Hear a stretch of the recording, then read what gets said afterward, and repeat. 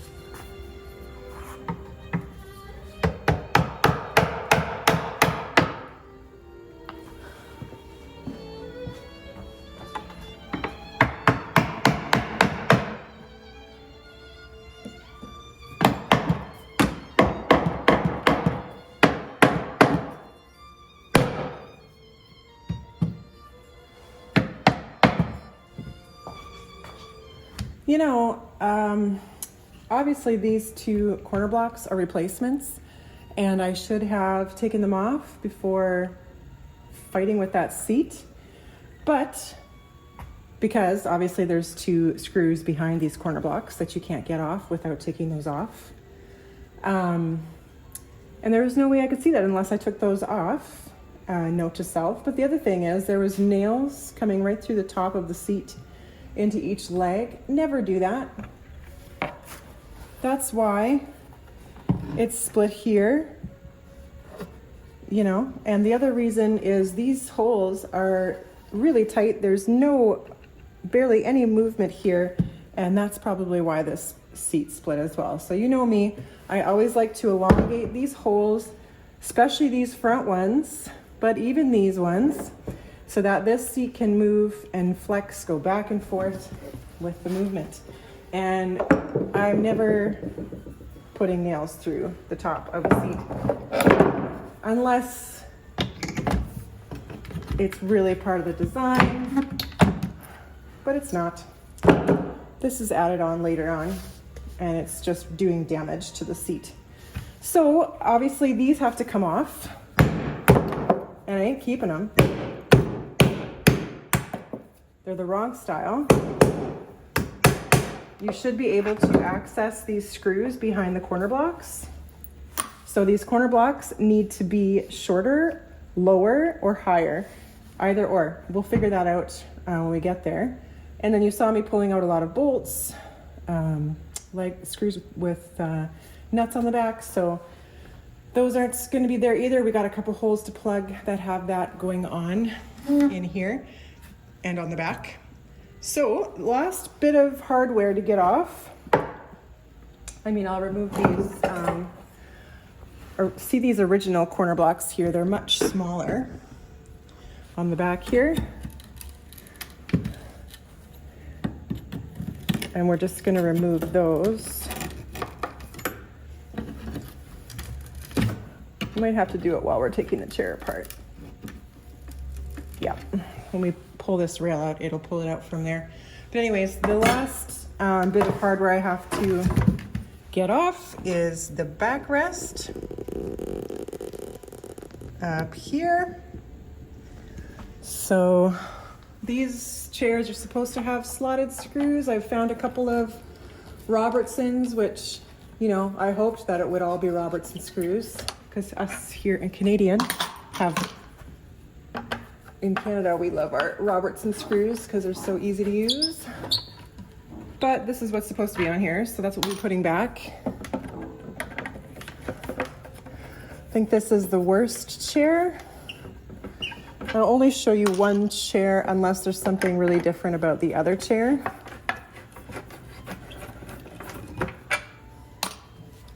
Good, so this should just pop off of there. And now we've got that piece free. You can see there's a lot of damage done in the past to these holes, which is why they had to put bigger screws in and push it through the back or the front. So we'll be repairing all those holes and these big chunks that are ripped out of these backrests. The other thing I forgot to mention is they actually glued the corner blocks to the seat. Big no-no. Yeah, everything that was done here was a little bit wrong.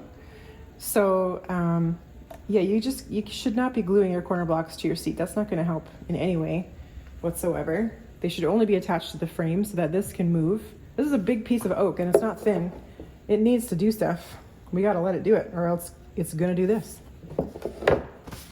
Okay, so I like to take chairs apart with a mallet. A lot of people do it in a more ginger way, but I found this is the best way to get that joint apart. So I hit it right next to the joint so it breaks the glue and pops out that, and hopefully it pops out that joint. And I'm holding it up here while I'm hitting it down so it's not smashing on the table. And you want to do it on equal sides so you're not really putting a lot of stress on the other joint.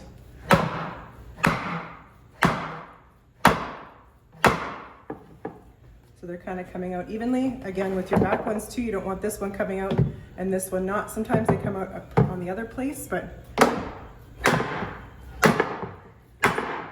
here we go. And because the corner blocks are in there, they're going to give me a little bit of grief. So I'll just help it along. Someone's put an extra 10 nails in each one, so thank you. Might have to make more ones, they're pretty beat up. There we go. So that section comes off from the back section. This piece we will get out in a second. I'm just gonna take, again, we're hitting right next to the joint and holding this up. And they're pretty substantial hits.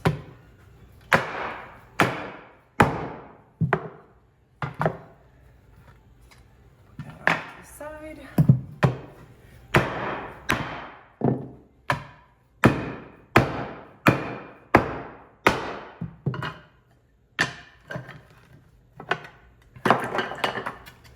And this one here might be tricky because it's angled, so I'm gonna put the top half off of the bench so I can get this flat here, hold up here, and hopefully it comes out. There we go. And then the top section, same thing.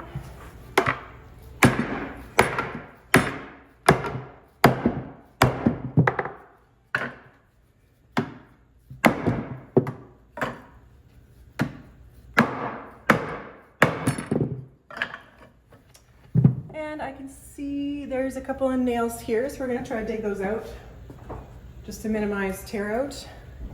Of course, it damages the wood digging the nail out, but you got to kind of pick your damage with this stuff because they have to come apart. There's no question about that. I like these little pliers because they have very small teeth. Well, that was tiny. All that trouble for nothing. Okay.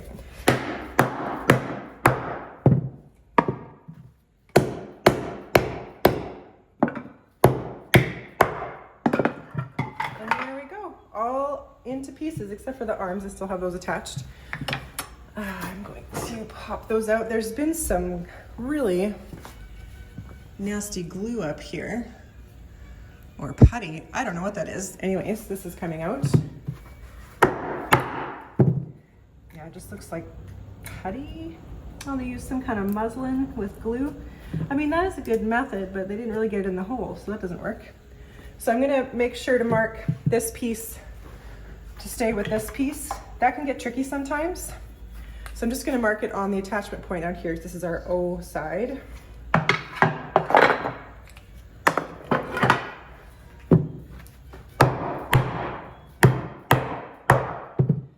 This is our X side.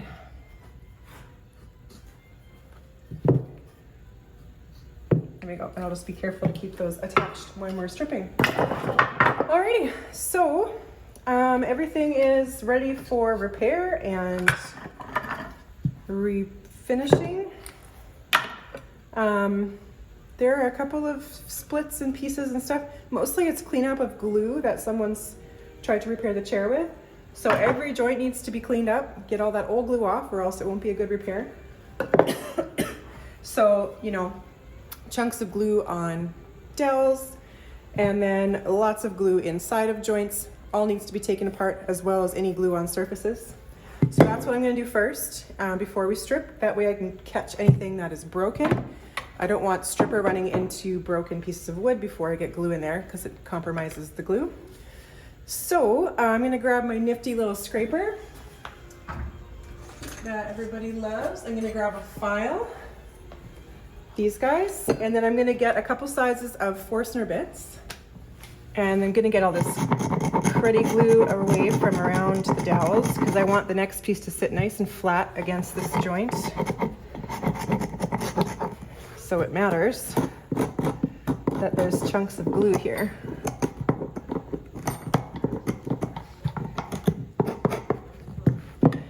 That, and then I'm going to take the file, take off any glue and expose nice fresh wood. And then that joint's ready. So for the dowel joints, we're just going to pop in our appropriate drill bit size.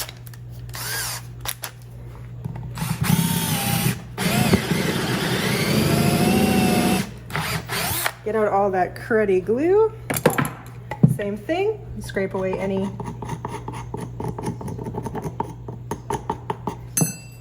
chunks around it. So I've got some repairs I need to do there. I'll do those ones after I strip the piece because they're not cracks, they're just puttying situations. And basically that's how I'll go through each piece. So I'll show you one if it's real broke, but otherwise, let me go through these and then we'll head up to stripping.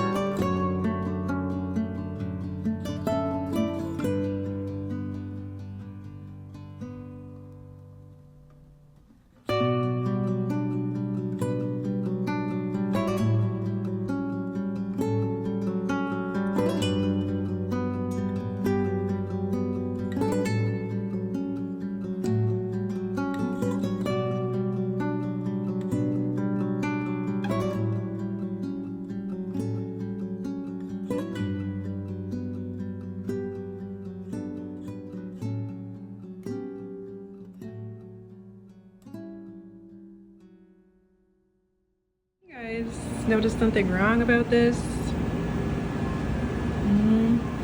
It's crooked. It's not acceptable.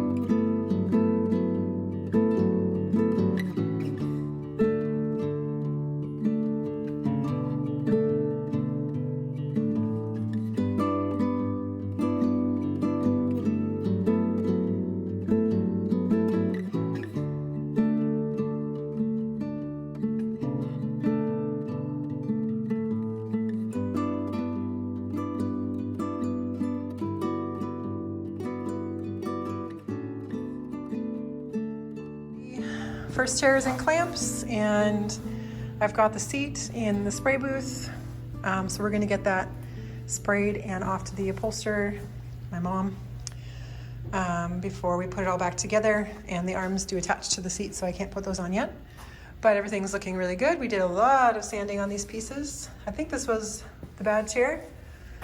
We straightened out that emblem in the front, and we will be making new corner blocks for the front of this once everything is out of clamps.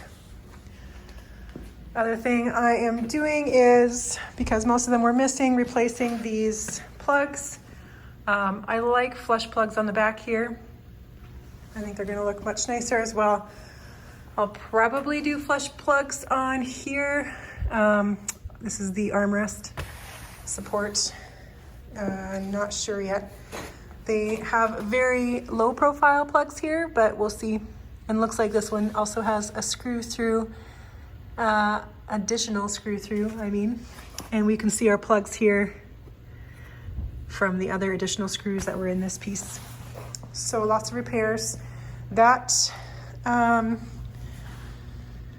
we'll need to address this situation. I really don't think that is how it's supposed to go. You're supposed to have a screw through from this side, so that is an additional screw there, I'm pretty sure. So we'll need to get those all off. And it looks like we also have an additional screw in the middle of this backrest here. I don't think that's on this one. It's 2 screws. So we'll plug that as well. Yeah, so this one is in a little better shape, but not much. It'll be pretty much the same amount of repairs to do on this one as well. So let's get this one apart.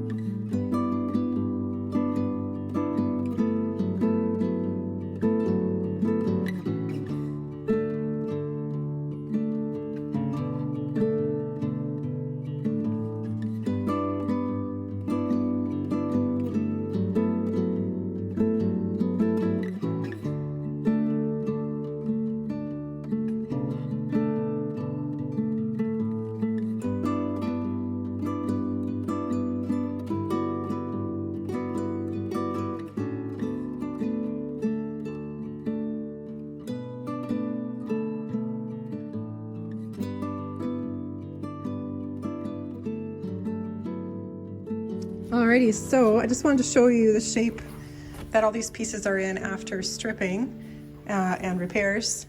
So this is the leg, just stripped, not sanded. You can see a lot of, gnarly chunks and stuff out of the sides. We've got a lot of our plugs that we've had to fill all those holes. Again, large chunks and stuff that are coming out, and the wood is just really in bad shape. This is the inside of the leg, and again we've got our plug here because all the holes and the joints were destroyed. They're full of shrapnel. And then this is after the first round of sanding with 120. We still have all the edges because I do not believe in rounding over edges and losing profiles, but you can see all that wood is a little bit more cleaned up. And that's just our first round of sanding. So after this, we're gonna go on to putty, and that's where we get the profiles back. So anything that you see here, like little nicks and dents and holes and stuff that's not supposed to be here on the surface, that's all gonna get puttied. And when that dries, then we go over with 180 again with the power sander. And after that, then we hit all the edges with a hand sand and the whole thing with a hand sand with 180. So it goes through like 3 rounds of sanding after the stripping and repair.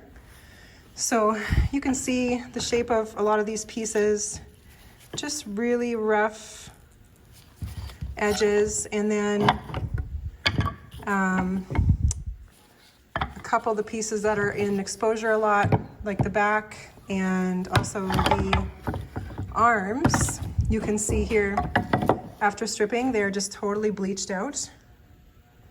So we actually have to sand right through that bleached top patina to get back into the color of the oak. So that's what the sun can do after a few years. But yeah, so just going over every piece and really just sanding, repairing, one piece at a time. And then you'll end up with a chair that kind of looks like this. We took this out of the clamps today. So you've got a smoother surface. Before stain, you do see a lot of the putty, but it's a lot less after sanding than you would think. Some of the pieces are a lot worse than others. As for instance, this piece here has quite a bit missing, and we had to do a double plug here because of the damage from those nuts that we had. So this one needs some glue cleanup, some squeeze out here. We need to make 2 more corner blocks that actually let us screw the seat on afterwards. And then the arms and the seat go back on after. So even at this stage, looking really great, but still needs quite a bit of work. Chairs are the most amount of work. Alrighty, so we've got this chair up on the bench, and I'm gonna fabricate some corner blocks. They're gonna be quite thin. This is kind of the same width as the other ones here, but my angle is gonna be a little bit shorter just to avoid this hole that attaches the plank seat. So I'm just gonna kind of leave a lot more on this corner than this one. And it's pretty easy to make these guys because you can, if you have the chair apart, you can just trace the angle underneath the piece. So I'm just gonna make sure I have enough here, hold it down. I gotta clear that leg here. And then we'll just trace that angle onto the bottom of the piece here. Move it a little bit. And then we've got our really weird angled corner block. So we'll cut that on the bandsaw. Alrighty, so here's a very weird fitting corner block, but it'll still support this corner, and then leave this screw open to go into the seat here. I imagine that they probably had a regular corner block with a hole drilled through it, but I don't want to do that. We're just going to do a regular shaped corner block. So we'll put a screw through this way, and a screw that's going to go at a pretty heavy angle right into this piece here.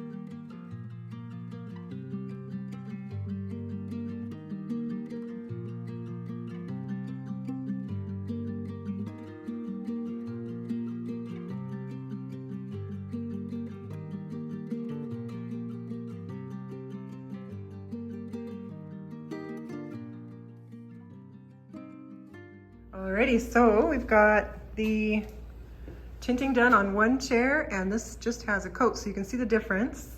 And I wanted to finish one before showing you what we're going to go for, so I can show you how to make it look like this. So this is a tinted and shadowed finish. You can kind of see a border of darker. Some people call it a sunburst. It's not quite that, just more of a subtle kind of shading into the corners kind of look. So this is a little darker, and this is the color that we're going for. So that chair's got 4 coats of lacquer, and it is done. So we're gonna move on to this guy. You can see where we're starting, it's quite light. But also there's a lot of just kind of off colors, different patches, blotchiness. We've got a lot of these kind of repairs everywhere, and the tint kind of takes care and really evens out the whole color and gives it a more sophisticated look. Okay, so in the booth here, we're gonna start with our first tint, which is black plus a San Miguel, which is kind of an orangish reddish tint that we've mixed in with some lacquer. So that's our first toner, and that's gonna go on the whole chair. I'm just gonna highlight this area for you because it's hard to kind of show you the whole chair. Toner in the corner, and then on that bottom edge. And we've got a lot of repairs. Remember, we pulled out a big piece of metal crimp here. Stuff like that will go over in the end and touch up. But we're just gonna think about the general aesthetic of the shading right now. So on this piece here, we're gonna shade all the recesses. And what I mean by that is anywhere the carving comes in. And the places where it bumps out, we're gonna leave those highlighted. So we've got all of our shading done in the corners. We're gonna give the entire piece once or twice over. And if you know anything about the color wheel, the opposite color of orange is blue. So we're just gonna mist that shadow toner. And that's just going to you can't even see it, slightly shift that color. And then the last thing we're gonna do is take some black and just kind of heighten those edges a little bit more where I want them. This isn't going to be everywhere, but I really wanted to stick out on this piece because this is a showpiece. So you're going to take the black and you're going to get even more, not a lot, just even more of that shading effect to make it stick out even a little bit more. And this black is going to kill a little bit of that orange as well. But I want that orange base, so I'm still using it.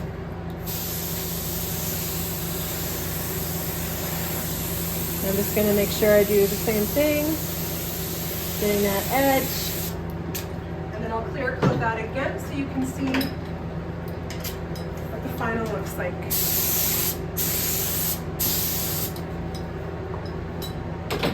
There, so that ever so slightly shifts it in the direction that I want it to go and gives it a little bit of interest and depth versus just the plain wood of that leg there and kind of the blotchiness of it. We've got a nicely tinted, highlighted piece.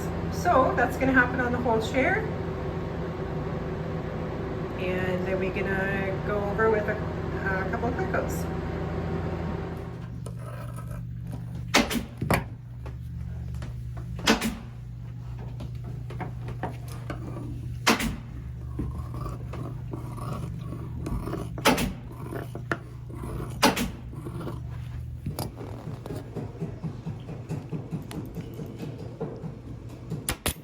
And there they are, all finished up.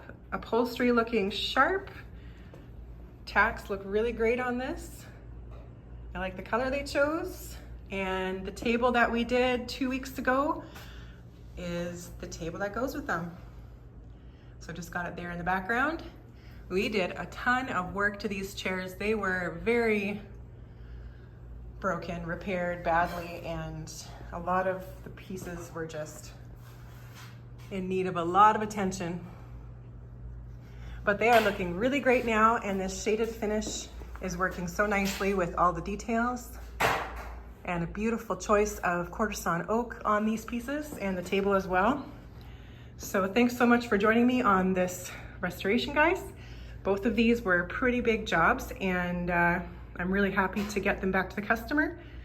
And if you want to support this channel and you like these restorations, you can buy me a coffee. The link is in the description below this video.